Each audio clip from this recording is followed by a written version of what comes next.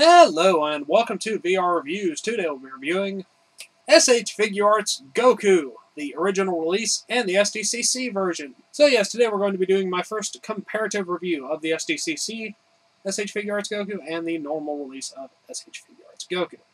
Also, this was my first ever Figuart and this is my most recent one, so it's just a head-to-head Goku combat to see which one is better. Of course, they are both cool, use the same body, essentially just a different paint job.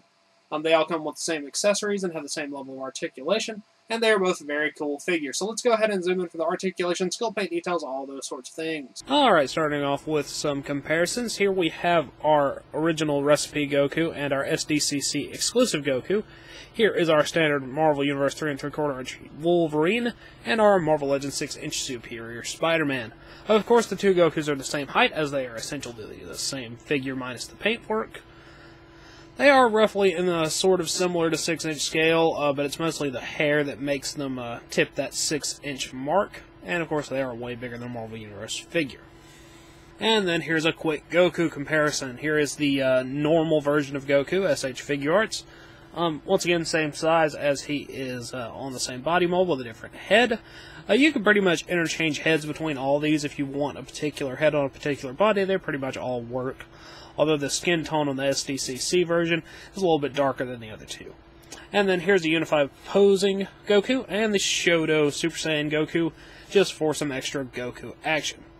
Now let's get the other Gokus out of here and just look at these Super Saiyan SH Figuarts Gokus. Alright, moving on to our 360 spin. Here we can see both of our Gokus. Starting at the top, the normal release has a very light blonde hair, whereas the SDCC version has a blonde hair with lots of orange shading in it. I do prefer that. The skin tone on the SDCC version is a lot darker and has a little bit more shading to it.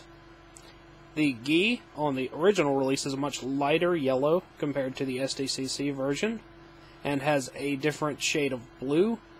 And the belt and wristbands also match the rest of the blue on the figure on the original release, while the belt and wristbands on the SDCC version are sort of a purplish color and don't really match the rest of the blue on the figure. That is really the only differences visually. Otherwise, they're basically the same. They have very nicely sculpted wrinkles in all the parts of the clothing. The muscle tone is very nicely done.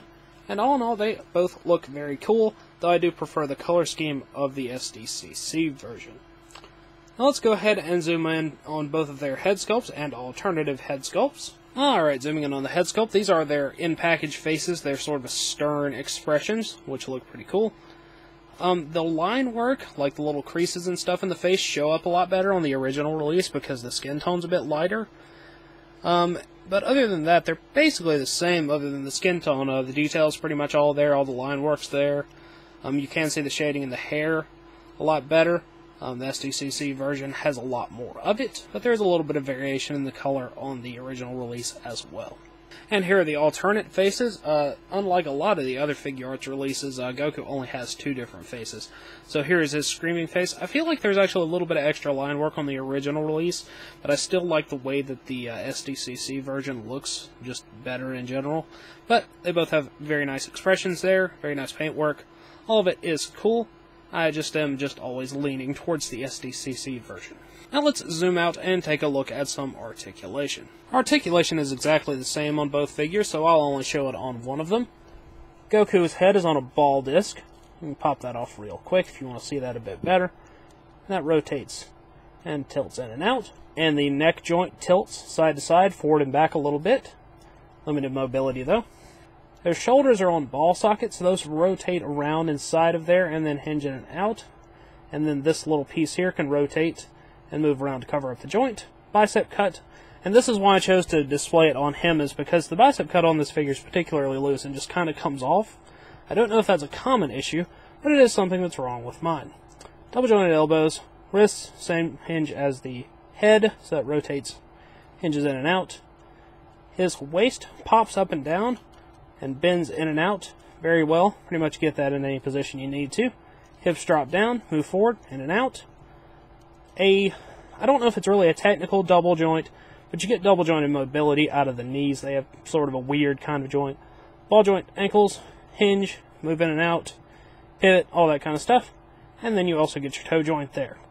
The boots also feel like they rotate a little bit, but it's hardly moving enough to call it a real joint. And that's pretty much it for articulation. Very good, very standard for Figuarts.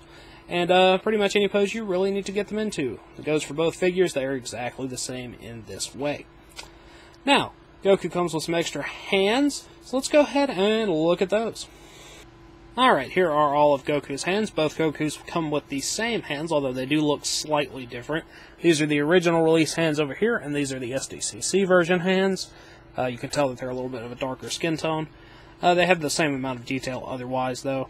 2 fist hands, 2 open, wide hands, 2 gripping sort of blasting hands for Kamehameha waves and things like that, and then 1 instant transmission hand. Those are all easily interchanged and are all cool for posing options. Now that's about all for Goku's accessories, so let's move on to their packagings. Packaging-wise, both of these do come in the same style of packaging as the entire SH Figuarts line for DBZ does. You get your same window here in the front. This one says Super Saiyan Son Goku, as does that one, except this one is spelled slightly differently, the American spelling. SH Figuarts logo is on both of them. Of course, this one is white and orange, while this one is red and blue. You get your Comic-Con logo there.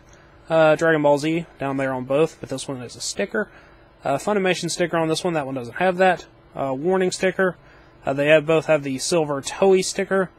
Tamashii Nations is on this one, but not on that one. And you get your Bandai logo down there at the bottom. On the back, they both have different versions of figure posing, and they say the same thing in terms of SH Figuarts and the simple style and heroic action thing, but this one is written in Japanese, so I'm not sure what any of this says, and then there are lots of little description-y things over here on this one. So, yeah, packaging-wise, they're basically the same. And, as always, they are good for in or out-of-package displays. So, yeah, Goku and Goku. Alright, that wraps it up for Goku, so until next time, goodbye! Hello, you've just watched one of my videos. Feel free to like, comment, and subscribe if you enjoyed my videos. If you didn't, run away and never return. Also, feel free to check out my other channels, Venom Raptor for all my variety gaming content, and VR Reviews for reviews of various action figures and collectibles. Thank you, and goodbye.